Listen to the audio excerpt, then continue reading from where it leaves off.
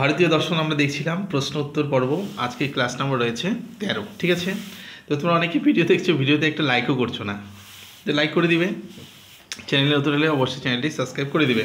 আমরা এই ভারতীয় দর্শন সম্প্রদায় আর হয়তো দুটো ক্লাস হবে এই প্রশ্ন উত্তর পর্ব, তারপরে আমরা কিন্তু ডিটেলসে আলোচনা করব। ঠিক আছে, দেখো শুক্তিতে রজত ভ্রম কি, এটি হচ্ছে অপ্রমা। প্রমা অপ্রমা এগুলো সমস্তগুলোই তোমাদের নোট দেওয়া হয়ে গেছে, তোমরা বুঝে নিবে। আমরা যখন ডিটেলসে আসবো তখন প্রমা অপ্রমা প্রমেয় প্রমাণ এইসব বিষয়গুলি জানবো। ঠিক আছে, সকাম কর্ম কি? সকাম কর্ম হচ্ছে কামনা যুক্ত কর্ম। কামনা যুক্ত কর্মই হচ্ছে সকাম কর্ম। নিষ্কাম কর্ম কি? তোমরা যারা এর আগের ক্লাসটি দেখেছো সেখানে প্রশ্ন এবং তার উত্তর দিয়ে দিয়েছি। নিষ্কাম কর্ম কি, এর উত্তরটা যদি তোমার জানা থাকে তাহলে কমেন্ট বক্সে জানাও। প্রমা কি? যথার্থ জ্ঞান বা যথার্থ জ্ঞান লাভের উপায়কে বলা হচ্ছে প্রমা। অপ্রমা কি? অযথার্থ জ্ঞান। তারপরে বলছি প্রমাতা কি? প্রমাতা হচ্ছে প্রমার কর্তা হচ্ছে প্রমাতা। প্রশ্নগুলো রিপিট হচ্ছে কিনা তোমরা অবশ্যই একবার জানাবে আমাকে, যেহেতু অনেকগুলো বই ঘেটে প্রশ্নগুলো তৈরি করতে হয় তোমাদের জন্য, সুতরাং এক দুটো হয়তো রিপিট হতে পারে, তোমরা এটা একবার দেখে নেবে। আর কোন প্রশ্নটা রিপিট হয়েছে অবশ্যই কমেন্ট করে জানাবে। দেখো প্রমেয় কাকে বলে? প্রমার বিষয়কে বলা হচ্ছে প্রমেয়। চতুর্বর্গ কি? ভীষণ ইম্পর্টেন্ট প্রশ্ন। এর আগের দিন আমরা একটা প্রশ্ন দিয়েছিলাম ত্রিবর্গ কি। ঠিক আছে, ত্রিবর্গ কি তোমাদের যদি মনে থাকে তাহলে অবশ্যই কমেন্ট বক্সে কমেন্ট করে তার উত্তরটা দিয়ে দাও যে ত্রিবর্গ কি বা ত্রিবর্গ কোন কোন বিষয় তিনটি রয়েছে। আমরা পড়ব আজকে চতুর্বর্গ কি। চতুর্বর্গ হচ্ছে ধর্ম, অর্থ, কাম এবং হচ্ছে মোক্ষ।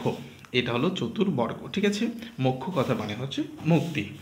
কোনগুলি? অযথার্থ অনুভব, সংশয়, বিপর্যয় এবং তর্ক। এই তিনটি হচ্ছে কি অযথার্থ অনুভব। ঠিক আছে, প্রশ্ন কিন্তু হবে এরকম যে নিম্নলিখিত কোনটি অযথার্থ অনুভব। চারটা অপশন দেওয়া থাকবে, চারটার মধ্যে তোমাকে একটা অপশন সিলেক্ট করতে হবে। যদি এই প্রশ্নটা আসে তাহলে এই তিনটার মধ্যে একটা অপশন সেখানে তোমরা পেয়ে যাবে।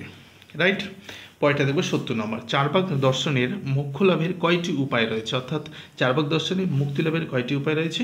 দুইটি উপায় রয়েছে। সেই দুইটি উপায় কি কি কেউ যদি জানো তাহলে অবশ্যই কমেন্ট করে জানাও, আর না জানলে আমি তোমাদের পরবর্তী সময় তো জানাতেই থাকবো।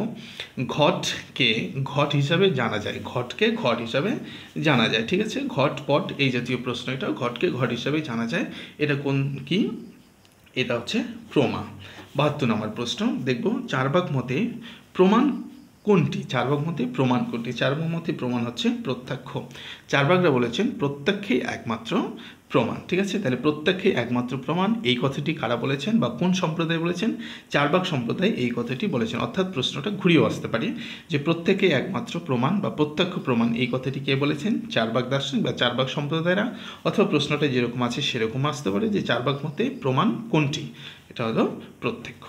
ওকে, তো আমরা আজকে 72টা প্রশ্ন দেখে নিলাম। এর পরবর্তী ক্ষেত্রে আমরা বাকি প্রশ্নগুলো দেখে নিব।